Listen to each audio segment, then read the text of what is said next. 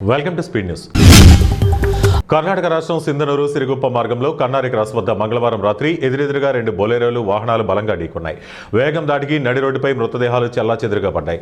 మృతుల్లో కౌతాలం మండలం ముదిరికి చెందిన ఎరుకుల మల్లయ్య, కుంటనహాల్ మల్లయ్య, గుడిగంబాలి గిరి ఉన్నారు. ఇదే గ్రామానికి చెందిన బొడుదడ్డి సిద్దప్ప, కోసికి బసవరాజులకు తీవ్ర గాయాలయ్యే వీరిని సింధనూరు ప్రభుత్వ ఆసుపత్రికి తరలించారు. రాత్రి తిరిగి వస్తామని చెప్పి వెళ్లిన తమ వాళ్ళు విగత జీవితులుగా మారడాన్ని చూసి కన్నీటి సంద్రమయ్యారు. ముదినేపల్లి గ్రామంలోని ఆంజనేయ స్వామి దేవస్థానంలో వాసవి మాత ఆత్మార్పణ దినోత్సవం సందర్భంగా ఆర్యవైశ్యులకు, ఎన్డీఏ నాయకులకు పాదాలు కడిగి ముదినేపల్లికి చెందిన ప్రముఖ వైద్యులు డాక్టర్ మనోజ్ సత్కరించారు. ఈ కార్యక్రమంలో పాల్గొన్న పలువురు భక్తులు ఆర్యవైశ్యులు 116 రూపాయలు అమరావతికి సాయం చేద్దామనే కాన్సెప్ట్లో భాగంగా 100 మంది 116 రూపాయలు అమరావతి నిర్మాణానికి క్యూఆర్ కోడ్ ద్వారా చెల్లింపులు చేశారు.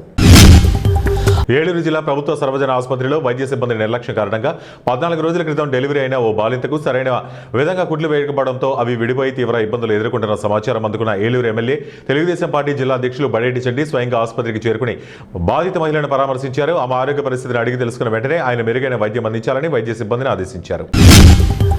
రాష్ట్ర ప్రభుత్వం మహిళా సంక్షేమంలో భాగంగా మహిళా సంఘాలకు పెద్ద ఎత్తున వడ్డీ లేని రుణాలను అందజేస్తున్నట్లు రాష్ట్ర నీటిపారుదల, పౌర సరఫరాల శాఖ మంత్రి ఉత్తమ్ కుమార్ రెడ్డి తెలిపారు.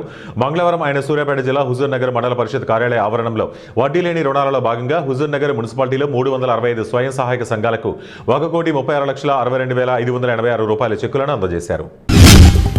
తిరుపతి జిల్లా రేణిగుంట కరకంబాడి గ్రామ పరిధిలోని సర్వే నెంబర్ 150లో అక్రమ ప్లాట్లు టీడీపీ నాయకులు అండదండలంటూ కొండను తవ్వేశారంటూ ఓ పత్రిక ప్రచురించిన కథనం పూర్తిగా అవాస్తవమని టీడీపీ సీనియర్ నేత బుచ్చినాయుడు ఖండించారు. కరకంబాడిలోని టీడీపీ కార్యాలయంలో నిర్వహించిన విలేకరుల సమావేశంలో ఆయన మాట్లాడుతూ ఆ కథనానికి ఎలాంటి ఆధారాలు, అధికారిక రికార్డులు లేవని, రాజకీయ కక్షతోనే ఆరోపణలు చేస్తున్నారని విమర్శించారు.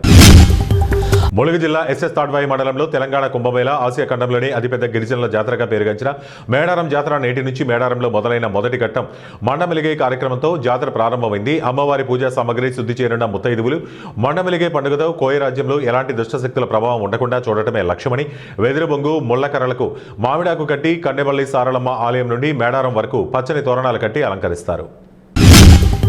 కర్నూలు జిల్లా మంత్రాలయం నియోజకవర్గంలో వివిధ గ్రామాల నుంచి కూలీలు వలసబాట పట్టారు.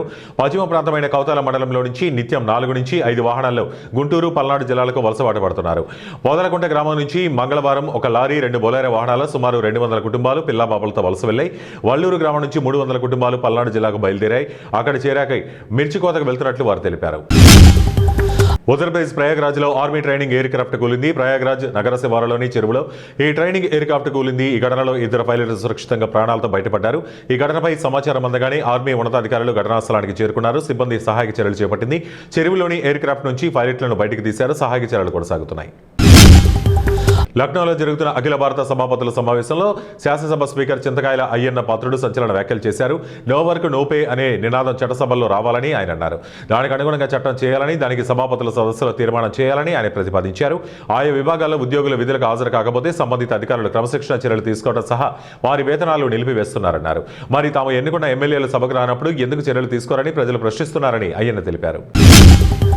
అమెరికా అధ్యక్షుడు డొనాల్డ్ ట్రంప్ మరోసారి సంచలన వ్యాఖ్యలు చేశారు. భారత్, పాకిస్తాన్ మధ్య జరగబోయే భారీ యుద్ధాన్ని తానే నివారించారని, లేదంటే పరిస్థితి అనుయుద్ధానికి దారితీసేదని మరోమారు పేర్కొన్నారు. తన 2వ విడత పాలన ప్రారంభమై ఏడాది పూర్తయిన సందర్భంగా వైట్ హౌస్లో ఆయన మీడియాతో మాట్లాడుతూ పహల్గామ్ ఉగ్రదాడి అనంతరం ఇరు దేశాల మధ్య ఉద్రిక్తతలు తారాస్థాయికి చేరాయని, ఆ సమయంలో 8 విమానాలు కూల్చివేశారన్నారు. తాను అధికారంలోకి వచ్చిన దర్మిలా కేవలం 10 నెలల కాలంలో 8 యుద్ధాలను ఆపగలిగారని, అందులో భారత్ పాక్ యుద్ధం అత్యంత ప్రమాదకరమైందని, వారు అణుయుద్ధానికి సిద్ధమయ్యారని అమెరికా అధ్యక్షుడు ట్రంప్ పేర్కొన్నారు. గత ఏడాది మే 10న భారత్ పాక్ కాల్పుల విరమణ ప్రకటించినప్పటి నుండి యుద్ధాన్ని ఆపింది తానని ట్రంప్ ఇప్పటికీ 80 సార్లు చెప్పడం విశేషం.